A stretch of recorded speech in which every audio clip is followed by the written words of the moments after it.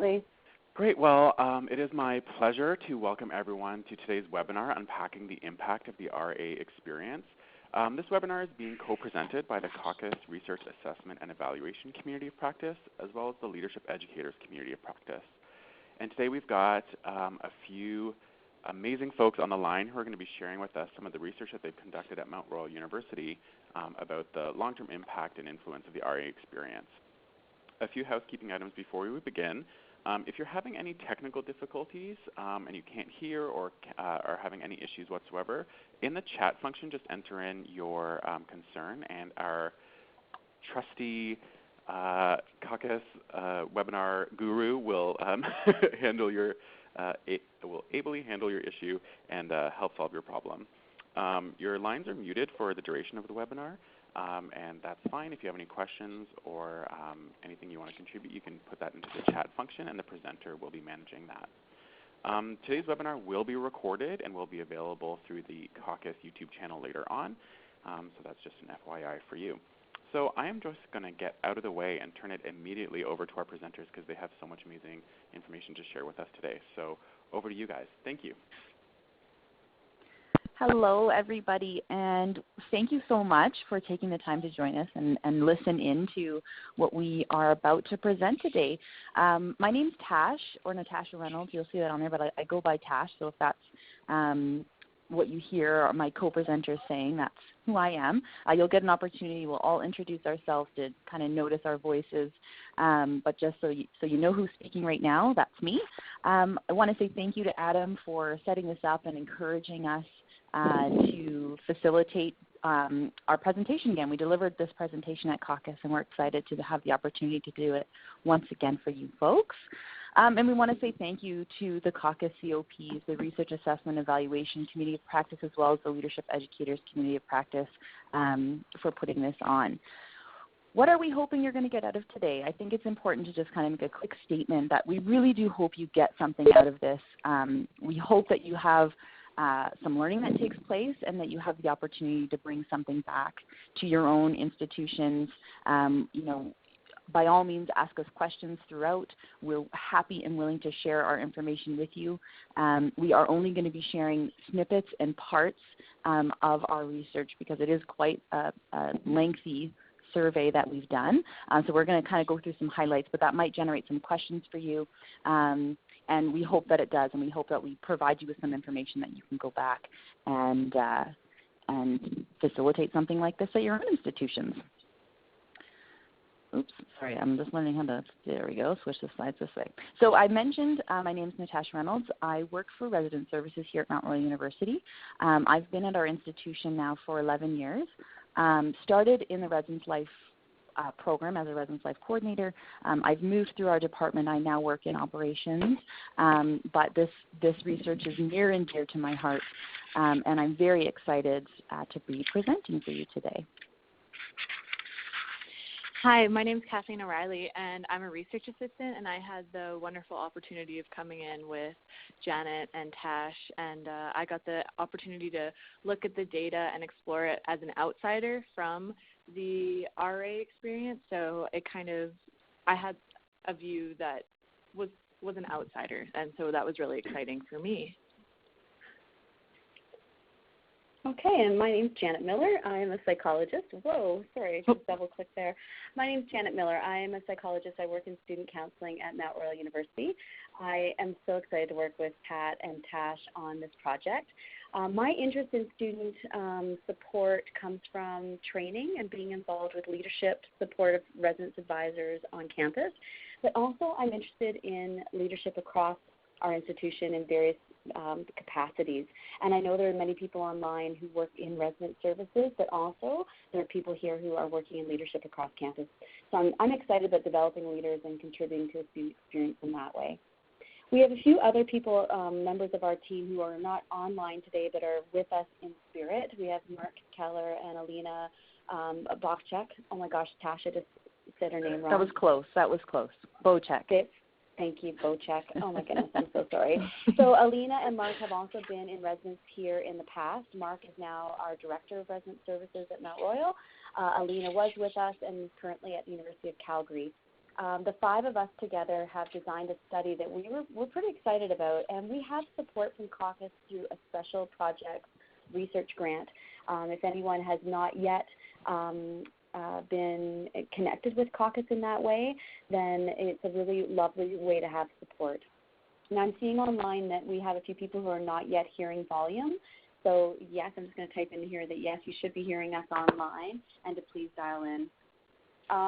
For the rest of for you who can hear us, if you're having or if you can't hear us, please let us know if there's any issues seeing the slides or moving through this presentation. Okay, so our study, what is it that we did in our study? We have been interested in pursuing an understanding of leadership and training among residence advisors here through our on-campus training program. So every time we go through training on campus for residence leaders, we have done some sort of intervention and some kind of assessment.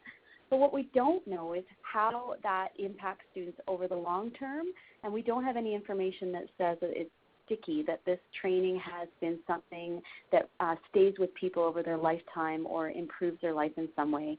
We're curious to know whether the investment we make through leadership training and experiences on campus have a long-lasting impact. So we did a survey that had 36 questions. We delivered it online. We tried to go back to several years of past RAs on our campus, residence assistants. Some people call them residence advisors or DONs, depending on your system. And we are interested to know what they remember of their experience of being a leader on our campus and whether it has some long-term effect. Kat, in terms of an outline, what are we going to cover in the next 45 minutes or so? So first we're going to go over the context of our school, like what Mount Royal entails, what it looks like, as well as our interests, what were we looking at, how the survey was developed, as well as the results, how did we go through it, how was it coded, what are the implications, how does this apply to our listeners, what can they do with it, and what our next steps are. So back to you, Janet. I think back to Tash. Tash, Janet? Talk a little bit about our context. Sorry. Yeah, no worries. That's okay. That's okay. So Mount Royal University, I am now losing my notes here, but Mount Royal University is we're a public institution. We do not have a live-on requirement. We have approximately 10,000 FLEs or full-time students, but with our ContEd program, closer to 23,000 students on our campus.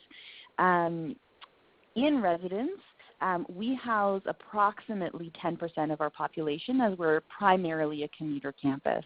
So here in residence, we have 2 sides, essentially, of campus, both East and West residence, and I'll talk to those now. A total of 1,020 beds in housing. East residence opened in 1988.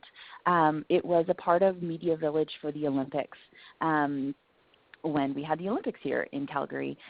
So Media Village was donated to the institution, became our very first residence complex in 1988. It's townhouse-style buildings. There's 426 beds with a mixture of 1, 2, and 4 bedrooms in each of those units. So that can kind of give you just a little picture of that space. Our other side of campus, we have West Residence. West Residence was opened in 2003. We have both apartment and townhouse-style units there. Same thing, 1, 2, and 4 bedroom units. So just under 600 beds total on the west side of campus. So that's our general makeup of our space, I guess, over in residence. We have a total of approximately 35 staff. Sorry, Jen, I'm going to let you kind of handle this piece, but we do have 35 staff who take on about 30 students each in each of their communities. Oh my gosh, this is okay, Tash. You know this stuff inside and out. This is a little bit of an overview of what our residence advisors go through with training, just to give a sense of some of the different pieces that are covered in training. And some people on the line, like Tim Fricker, will remember this from training on our campus, and we imagine part of it's probably quite universal, that we look at policies and procedures on our campus. Programming skills in residence are very important. Event organization, what they can do to program and hold events on our campus for the people who are living in residence. Conflict resolution skills, how to be prepared for emergency response and what their role is in that response. Of course, team building is a huge piece of that, and self-awareness, a little bit around personality assessment, what you're like during stress, how you handle conflict, what your strengths are. That's a big part of our team building as well. I'll add that our training program is approximately 2 weeks long here at Mount Royal, and I know that this varies across the country for training programs, whether that's in residence or other peer-to-peer programs that are offered at your institutions. Training looks different for everybody. Our program here is 2 weeks long before school starts, and then we have monthly in-service training, so we have ongoing training that goes on throughout the year. Lovely. Kat, what about the bigger institutional picture?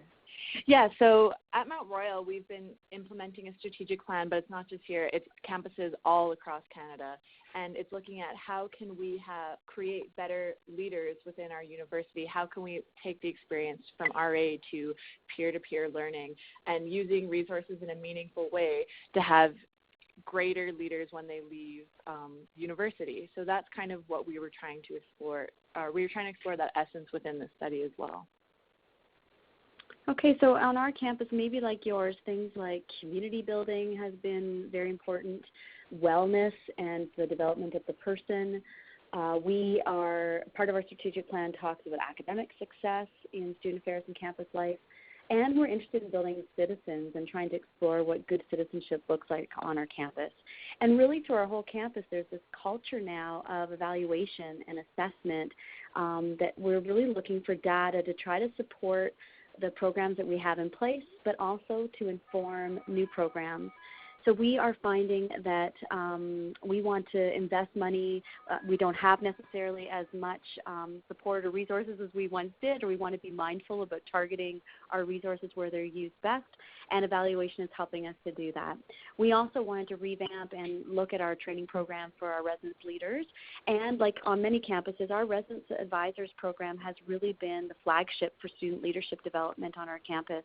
So we're finding that other programs like our peer health program, our peer-to-peer mental health program, peer health educators, diversity educators, et cetera, are interested in developing a stronger leadership program, and they're looking to resident services to say, what is it that you're doing that makes this program so successful? And we wanted evidence to say, first of all, is it successful long term? And we wanted to also have information from the students who participated through the program to help us understand what it was that was actually useful. So that's really what we were looking for. We were looking for information from our residence advisors about their experience of training and their experience of the RA life over the year of the program. Some of them were here for 2 years, and we wanted to know what influence that had in their life post-graduation. So in terms of how did we do this, what does our study look like? We did a mixed methods design, which Kat will talk a little bit more about in our results section. We went to the students themselves. We wanted to look at the residence advisors to help us understand what their experience was like. We did an online survey of 36 questions, reaching back to students over the last 10 years. So we looked at 10, I want to say generations of student leaders, so it's not quite right, 10 cycles of residence advisors. We did not look at current residence advisors. We tried to go from people a year ago and back. So we did 2005 to 2015. Some of those students might still be on our campus or elsewhere in the world. And we asked them questions about looking back as an RA, thinking about training, thinking about your RA experience, what stood out for you, what were some of the significant moments or learnings or teachings that have stayed with you over the years that have helped you in your life either professionally or personally. What do you remember? We had some open-ended questions and we had some Likert scale questions. So we did an analysis on the qualitative data, and we've also got numerical information about certain pieces of this questionnaire. We asked students or now alumni, to reflect on what was their experience like when they were helping students in residence, when they were responding to some kind of crisis. It could be a physical injury or an emotional injury or some kind of incident on campus, what supported their leadership through those kinds of experiences on our campus. And we asked them to rate different parts of training, different parts of their experience. And we asked them to rate some things that related back to our strategic plan about belongingness, connection to our campus, and leadership skills. Our connection with the RA community, oh my goodness, RA communities tend to stay in touch with each other. So I would imagine that those of you who have led groups or cohorts of residence advisors probably know that it's a pretty tight-knit community. We found that we used social media to connect with people. We had email addresses from years of cohorts. We also found that our past residence life coordinators, our RLCs, were in touch with their cohorts over the years. So we did a lot of reaching out through social media. We also went through our ethics committee on our campus so that we could disseminate the results, and we're excited to be able to share those with you today. So, in terms Kat, of finding. Yes, we're going to go into the results section here a little bit, and I'm going to get Kat to kind of go through some things that we learned. So, Kat, how many people responded to our survey?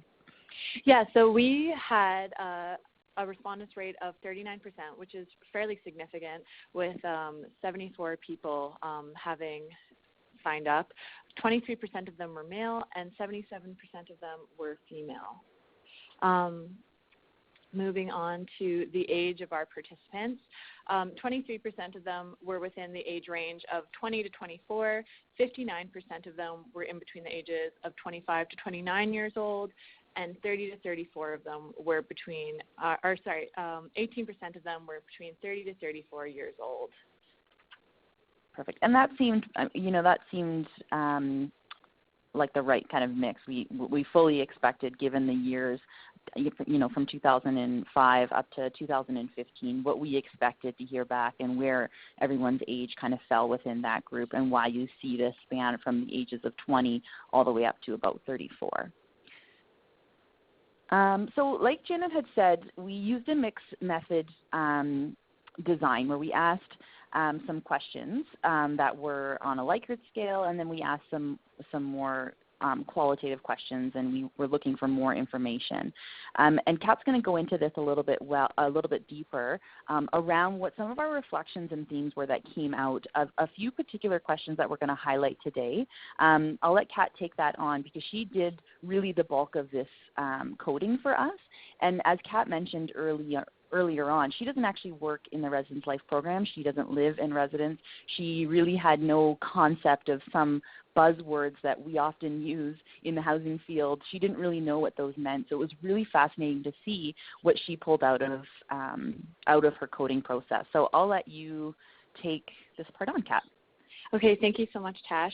So the first question that we looked into was question 11. So thinking back to your time as an RA at Mount Royal, what were some of your most memorable moments? And I'm sure most people here have heard of a Wordle, but if you have not, that's where we kind of take what the people have said, and then the larger words are what were said more often. So you can take a moment and look at that. And so as Tash had said, I am not from the RA experience. I am a student who works in the psychology department, and there were some very significant themes that came up in terms of community and connection, and that was really interesting for someone who isn't in this program to see how there's this whole other community that I wasn't even aware of going on here. So yeah, as you can see, training was a huge part of that.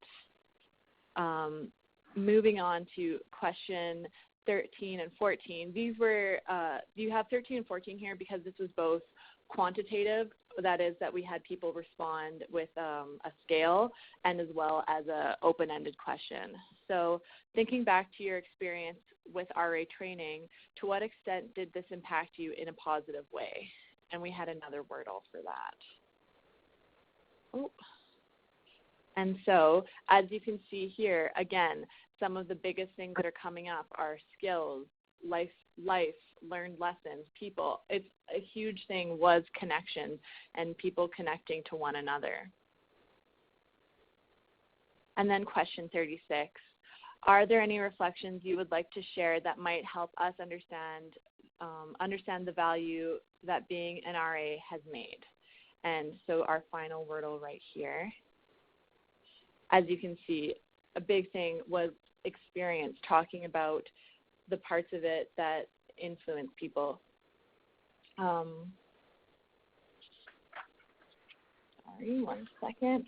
So a big thing that we saw which I saw within the data, is how people were talking about the connections, but as well as community. Me, Tash, and Janet were discussing the data the other day, and a big thing that we felt that people talked about was a community for life and how it helped them grow as a person. Tash or Janet, do you have anything that you would like to add?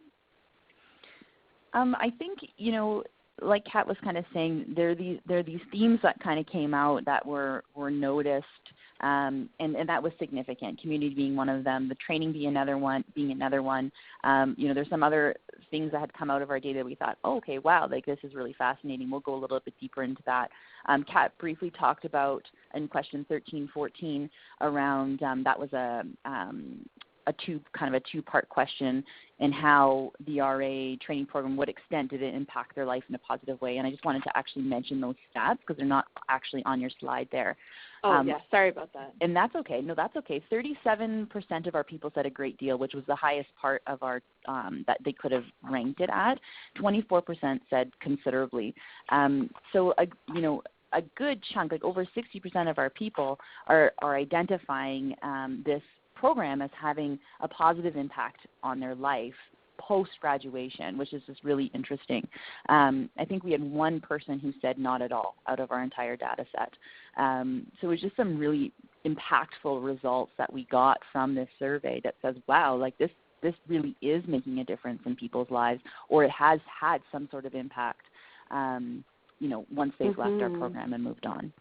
Janet? Yeah, a long-lasting impact, right? I think that's the exciting part for me, is that this is not just a fun thing here and now. It's not just satisfaction with training right after training's over, but this is a long-term impact that skills, community, team, learning something that impacted them as a professional. And I've just typed some of those highlights on the left-hand side. Just keep that in mind as Tash moves through our leadership piece, because they all relate back, and they relate back to our strategic plan, which is just kind of fantastic. Awesome.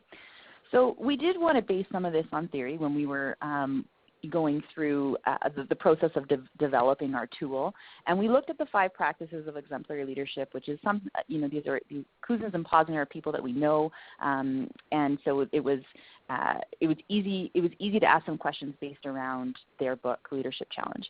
This little picture here, you can see where it says, vote Kayleen McTavish. Kayleen came through our program as a resident advisor. She was a CA.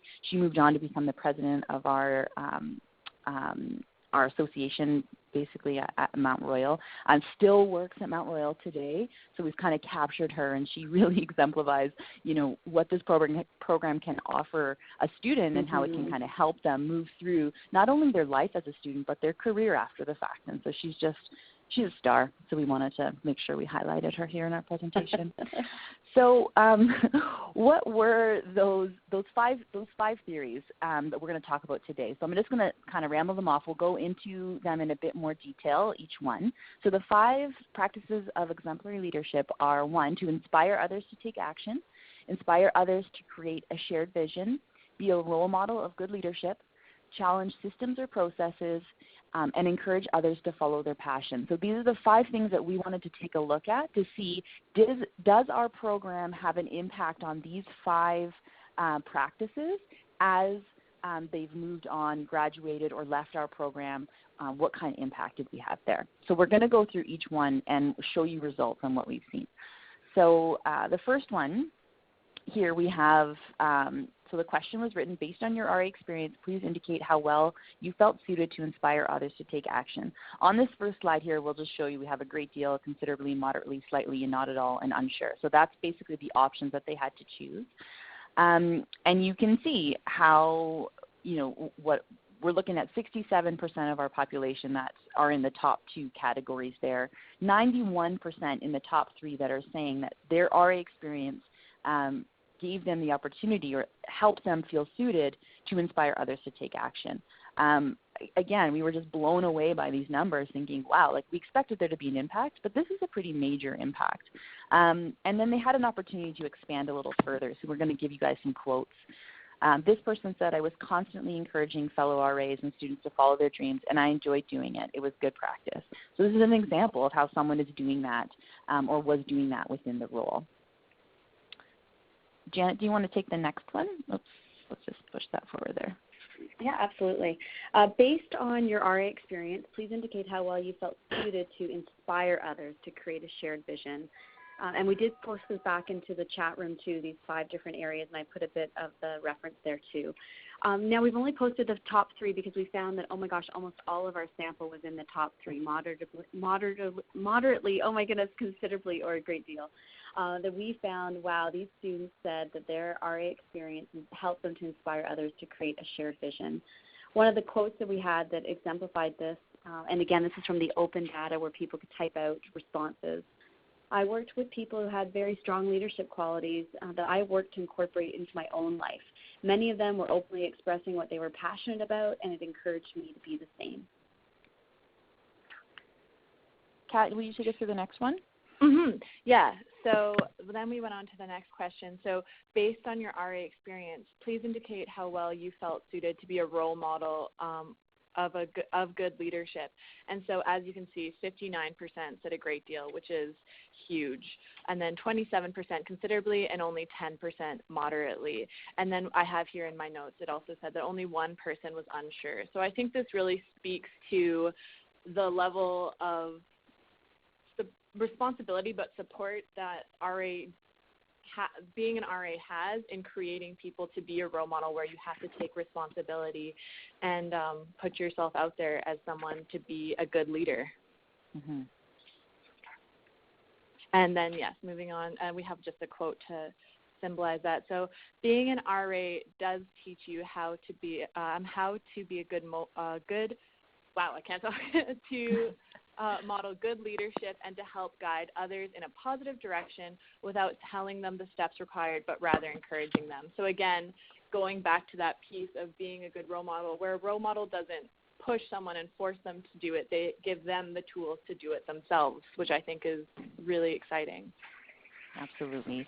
You know, and I think for all of you out there listening who are involved in peer-to-peer programs, whether you're running them or supervising them or overseeing them, we all know, that this question, we teach people role modeling. We talk about the Fishbowl Effect. We talk about these things, about how, people are watching them at all times, regardless of what their leadership role is. It was awesome to see that kind of stuff is having an impact. They're learning it, and they're seeing that, yes, due to this experience, it has had an impact, and I understand what it means to be a role model, and I act this way in my life. And so I just, it was a really powerful question to have numbers that were so high. Our next question was, based on your RA experience, please indicate how well you felt suited to challenge systems or processes. And again, here we have 21% say a great deal, 29% considerably, and 41% moderately. At first glance, we kind of felt like, oh, wow, only 21% are saying a great deal, or 29% saying considerably. These numbers are a little lower than we're seeing in the other ones.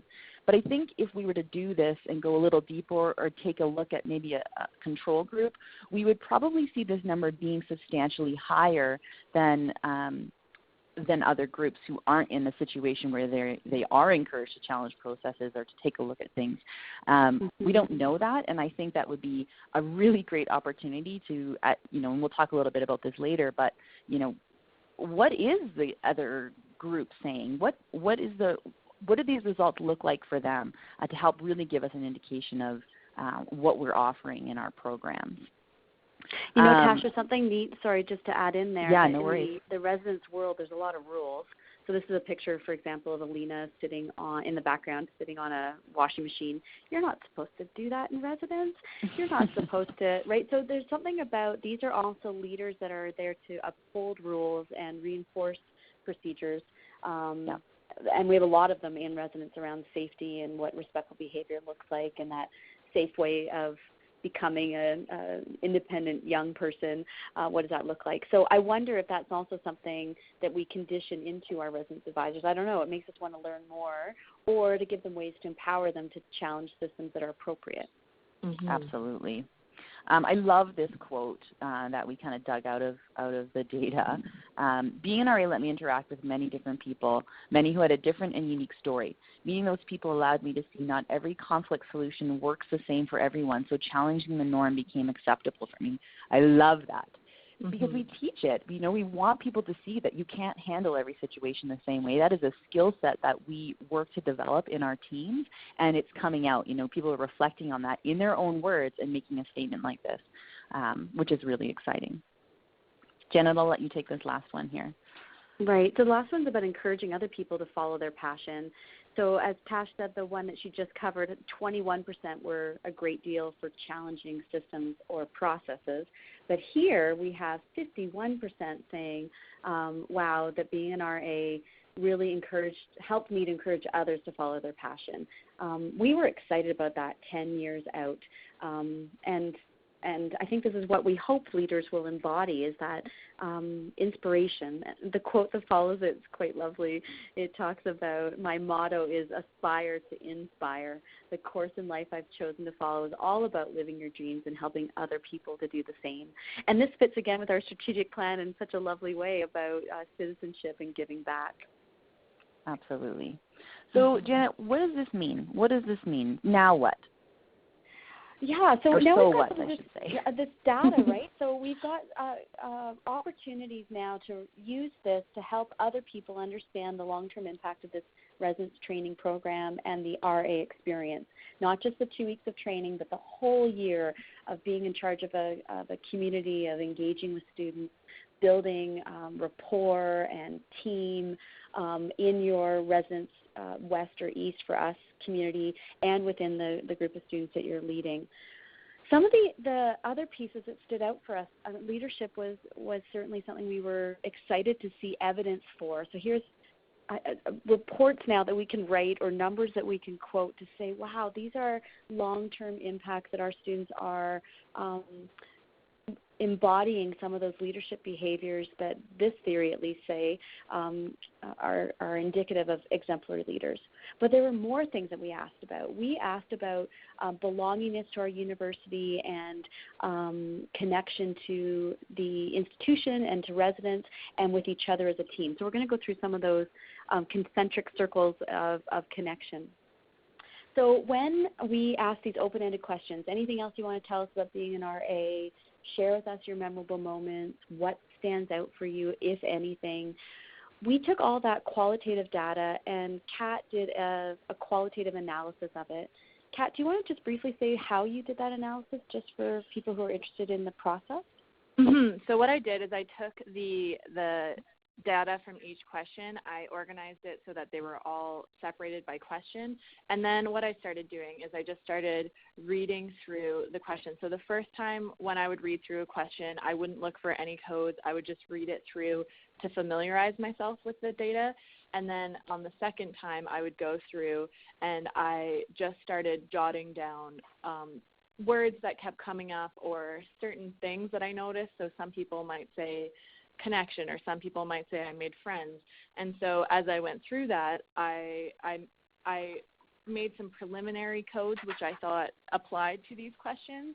And then once again, I went back to these questions without any codes, read them over again, and then I started coding.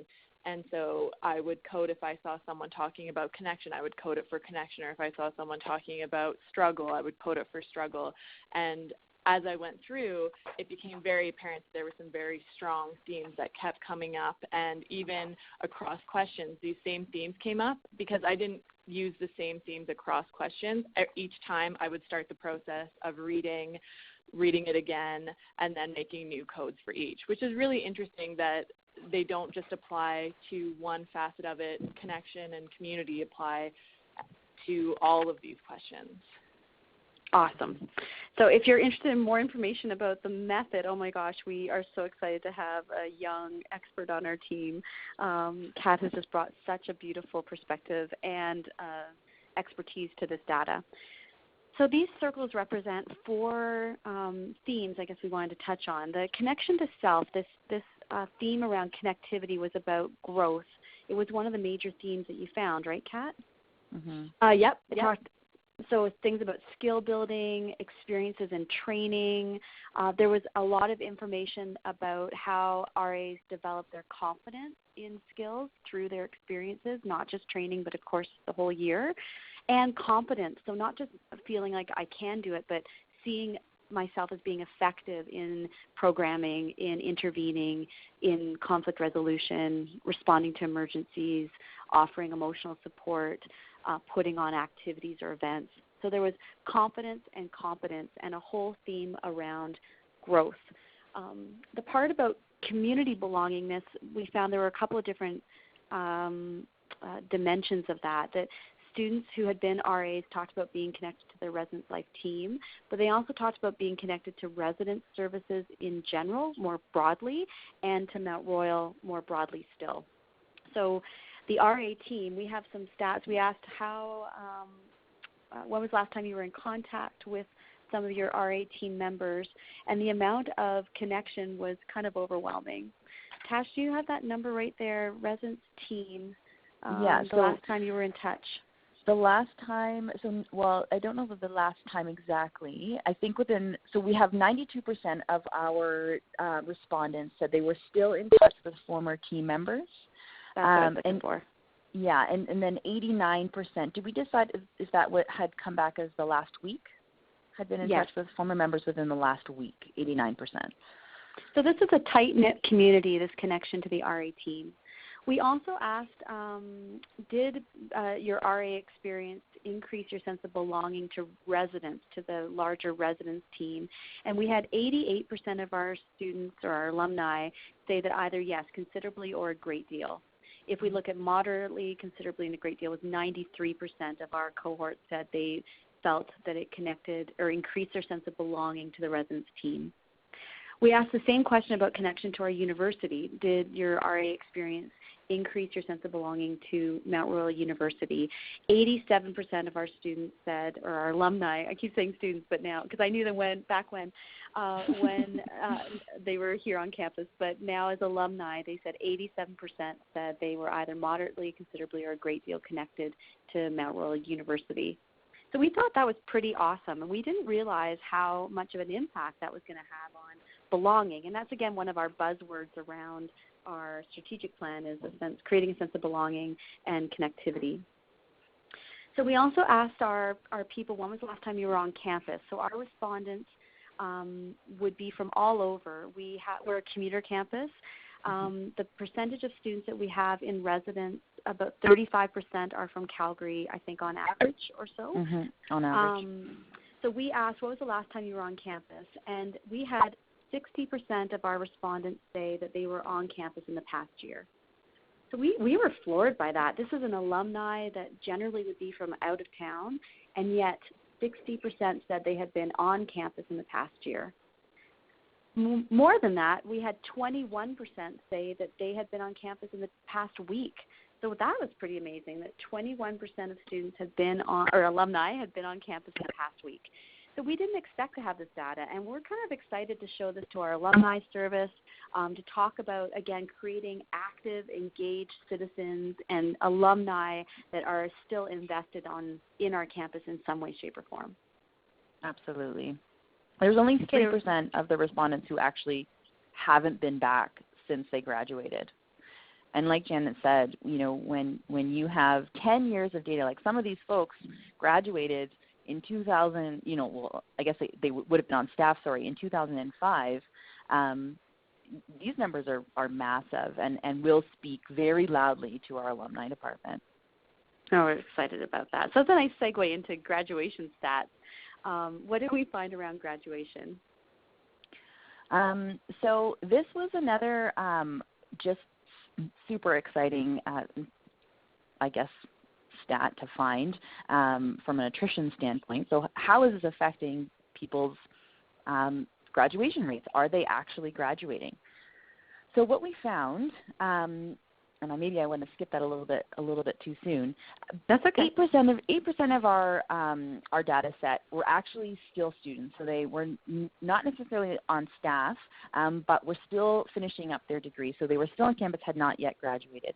91% of our students who responded have graduated from a post-secondary institution. Not necessarily from Mount Royal. I think just over 81% had graduated from MRU, and then 10% had graduated from somewhere else, which also makes sense. And I don't think we talked about this earlier, but we had moved from a college to a university in 2009. So the first half of our data set were here when we were a college. The bulk of those students in programs where they would take 2 years of courses here transition to another institution and graduate. So to see that number makes sense for our institution. There was only one person in our entire data set who did not graduate at all. One person. And that's, for us, remarkable. Especially oh my gosh, so that exciting. The national average is about 75% of people are graduating after 6 years. Correct? That's what that number is. Yeah, and that's somewhat conservative. We know there's a range around retention and graduation rates, 6-year graduation rates. But oh my gosh, for me, as someone who's done a lot of work around student retention and success, what a lovely number. And we want to dive deeper and to understand what it was about being an RA or having that experience that might have contributed to them completing their credential. Oh my gosh, so exciting. Okay, but there's more. So we also wanted to ask about employment rates. And I must say I wanted this to be 91% or higher as well. And it wasn't quite as high, but we were still happy to see that most of our alumni had a pretty good rate of employment. Tasha, and I just, say about this? Oh, sorry. I just wanted to jump in and say as well, one of the themes that I found within the coding was that many of the respondents said that whether or not they were employed, that they found that being an RA had a huge influence on their ability to be better at their job, in confrontation at jobs, ask for things. So whether or not they were employed, it also gave them skills to be better employees.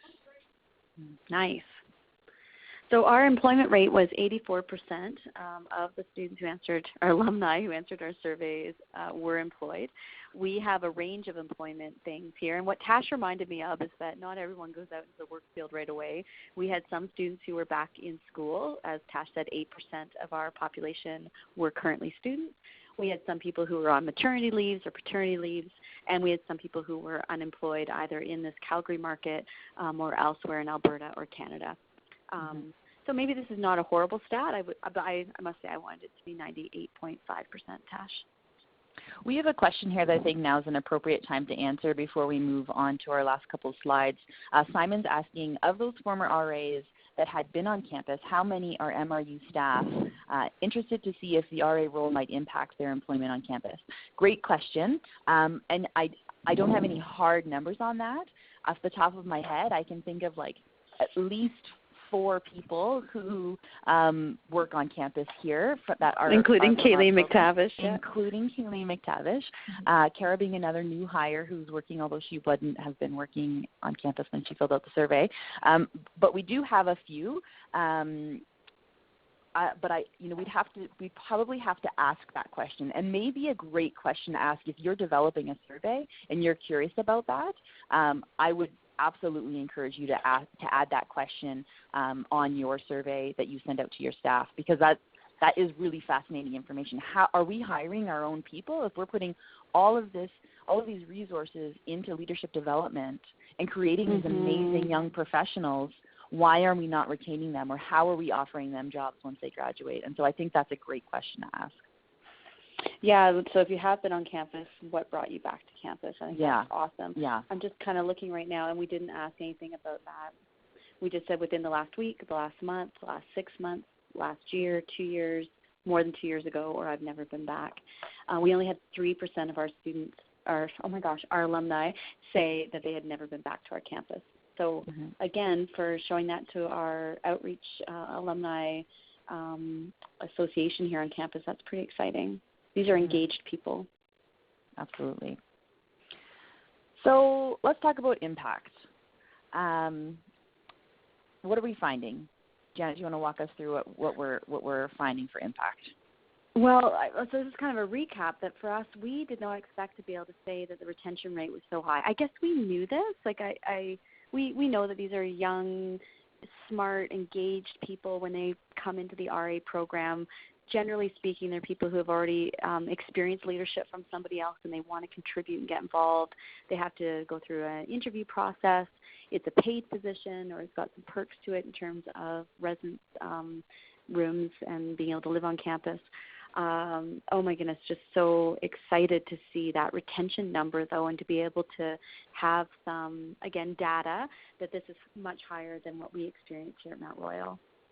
In terms of employability, we did want to look for skills that might help them to be able to seek employment, transferable skills, those so-called soft skills of leadership, programming, development, confidence in their skill set, etc. Tim Fricker's adding a piece here on the chat saying that rather than employed, perhaps we could have looked at all those who are participating in the economy in a meaningful way, which could have included mat leaves, being part of school, any kind of job, whether it's full-time, part-time, underemployed, multiply employed. We could have phrased that question in a different way, and we'd like to be able to compare that to our general employment rate. We've already said quite a bit about alumni and connected to campus, and that data, we didn't expect it to be as high or as broad as it is.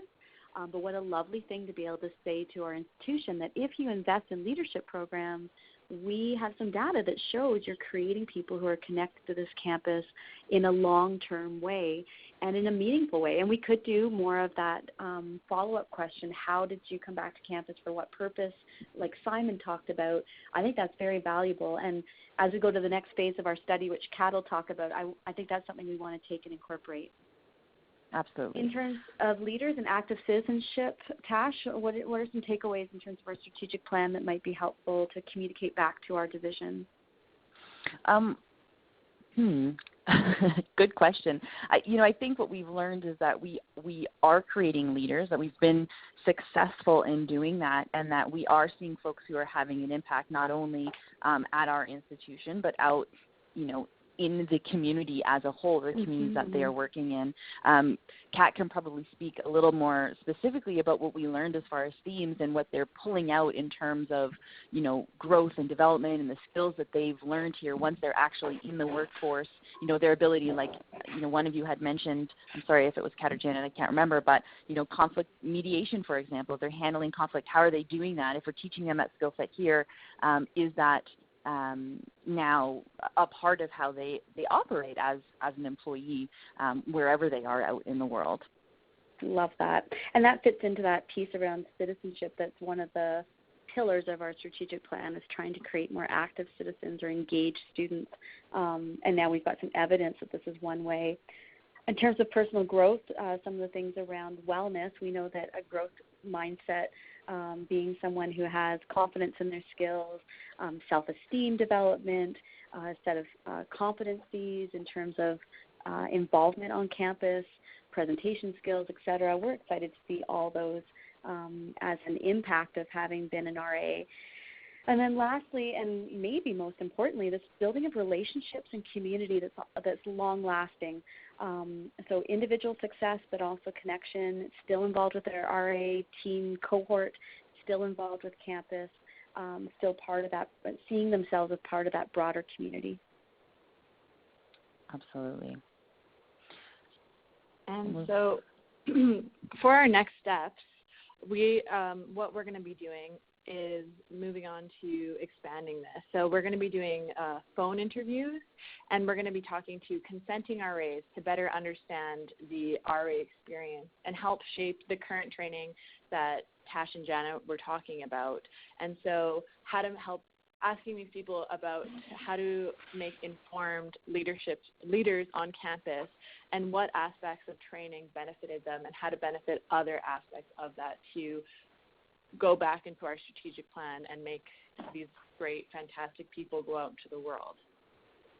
And this is where we can incorporate some of that comments from Simon and Tim and others, that we can, when we do these interviews, our last question on our survey was, would you be willing to participate in a follow-up interview? And as part of our ethics approval process, we told them we wanted to do follow-up interviews and have a script, if you will, of 4 or 5 leading questions. And I think we'll go back and try and add that one about if you were back on campus, what brought you back, as we continue down this road to understand the impact. Absolutely. I mean, as we went through this process, I think we and we'll kind of get into on our next slide, now what? But we just have more questions, right? We ask these questions, and now we just have more questions. And we would, if we could go back, I think we would probably reframe some of the questions we asked, or we would get a little deeper or dig a little deeper now that we've gone through this. So there certainly are some changes, which will just kind of segue me into this, now what? So now what are we going to do? And let's walk through this a little bit. Well, I just want to respond to Tim's got some questions on the side or some comments, and we want comments. Oh my goodness, when we started doing this work, we did lit review first to see what was already out there about long-term impact of training programs and resident leadership programs or student leadership in general, and there's not a lot out there. So this is kind of exciting for us that we want people to make this study better. We want critical feedback, and we want you to take it back to your campuses and make it even better. We'll share our tool. We'll give you information. We are excited to see more investigation. So some of the comments on the side that I'm seeing are the piece about highlighting connection findings are even more meaningful than retention or employment. And we totally agree with that we think the belongingness and connection back on campus is important. The idea of comparing this to a control group would be really interesting to us. We just replicated the study or the questionnaire with our incoming cohort of residence advisors. So we asked them about their leadership behaviors on those same 5 different questions about exemplary leaders before they've gone through training and their RA experience. So we have a little bit of a cohort there that we can compare to. And if we're invited back, we'll share those results. We are also interested in looking at other kinds of leaders, so our peer health educators, our peer support volunteers. We're interested in looking at volunteers versus employment. Oh my goodness, we hope this is the beginning of something fantastic. So don't be shy about critiquing or sharing feedback. We want more of that. Absolutely. We know. Okay, so now what? So now what? So we know that context matters. For us, we were looking at our particular program in residence. Your context might be different. You may not work in housing, and that's okay. You can replicate this study for your own peer-to-peer program, your own leadership program, and I think that's important to say that this isn't just about RAs. That's just the group that we chose for this first time, but it can be replicated because we know that all of these programs are having an impact on our students, and we know that they're having an impact outside once they've graduated. It's just showing that. And we don't have a lot of research out there, like Janet mentioned. There isn't a whole lot going on for us to prove that these types of things add value and make an impact. We know that anecdotally, but we need research. You need to know your reasons why. Why do you want to do this study? Why is it important to prove this? What are you looking for so that when you actually ask the questions or you write your studies, it's reflective of that. You need to know why you kind of want this information. If we could go back, Janet, would we do it differently? We would have done a pilot test. We might have asked Tim Fricker for feedback before we put the survey out there. Just put that out, or Simon, oh my gosh, or other people on the line right now. If we had done a pilot study with a few students first, we could have just made sure our wording was a little bit more clear. So we kind of wish that we had done that. Oh my gosh, Tim, do not be sorry. We love your feedback and want it. We also really love that we did a deeper dive into some of the qualitative data, and that's our next step is for Kat to go back and do those interviews to get even more qualitative understanding of individual stories from, again, years ago, experiences they had from years ago about how those experiences contributed to their success, whether it's graduation, employment, confidence, growth, connection, that we want more of that. We want to be able to talk about a causality, not just a correlation or some great numbers. We encourage you, if you are doing this kind of work or if you're working with leaders, to keep contact information because it sure did make it easier to find these alumni that we already had emails and we had social networking support through Facebook groups or whatever, plus our residence life coordinators who knew their people. Having that contact information sure made it easier. And I've already talked about the follow-up interviews there. What about that last part, the return on investment? Why is that so important, Tash?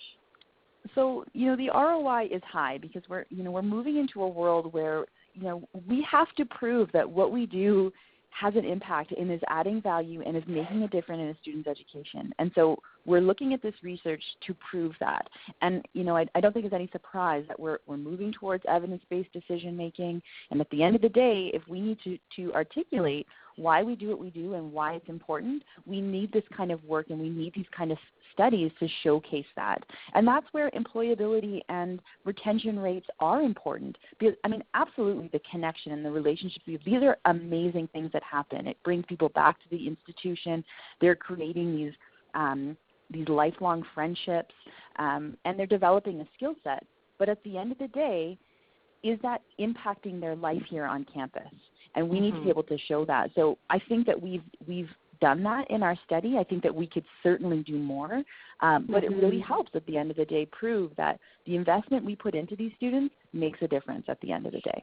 And I just want to jump in really quick because as a person from the outside reading the stories and going through and coding the data, I had no idea that there was this kind of community going on, and I think it was a really fantastic opportunity as someone who isn't a part of it to be like, wow, there's something important here that I had no idea of, and maybe that's something worth highlighting to other people even who live in that city and may be seeking a community. So it's important, and it goes back to the connection piece, and it's really great.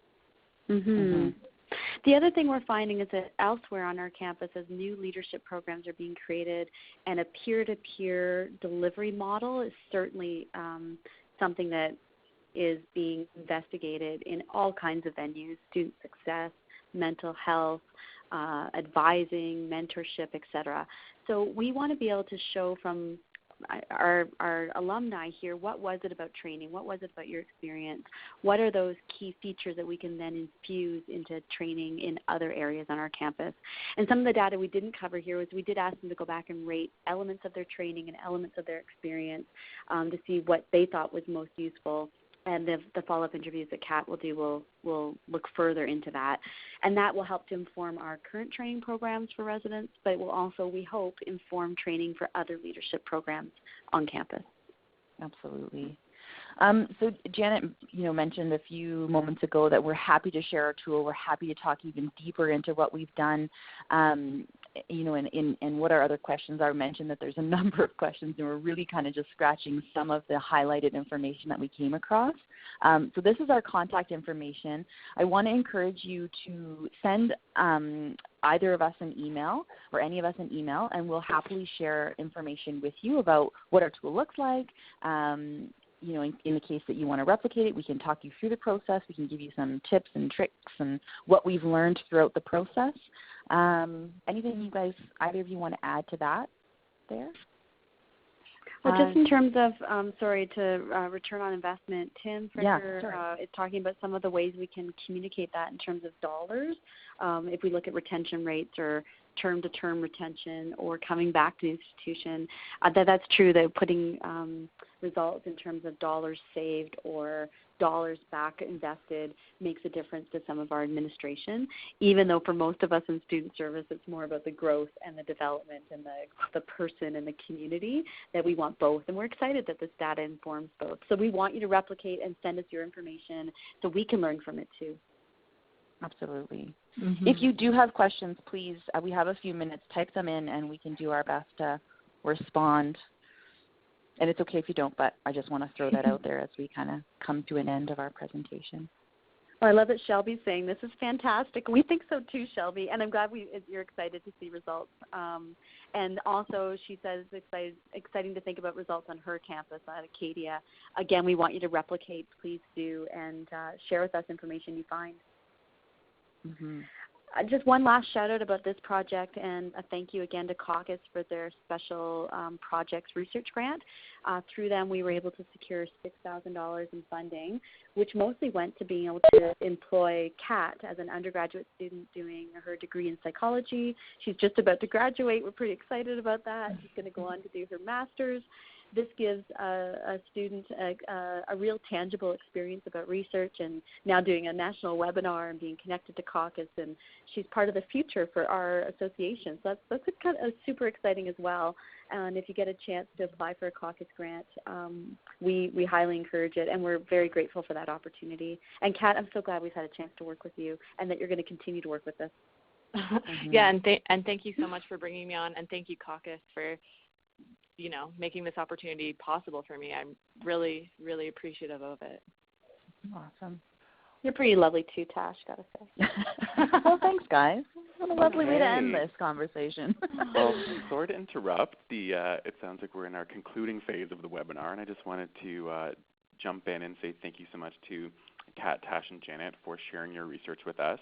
I think a lot of us in the field often lament that there isn't enough original Canadian research out there, and so it's so inspiring to see people who are doing something about it and really contributing and telling their story and being so open to future iterations of how the instrument could work. So thank you so much.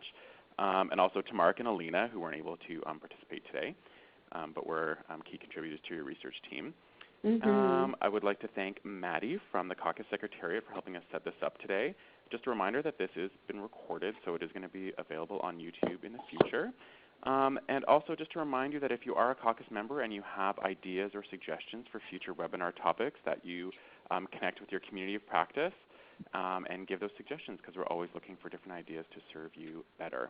So thank you so much, everyone, for joining us today, and have a wonderful day. Thank you. Thanks, Adam.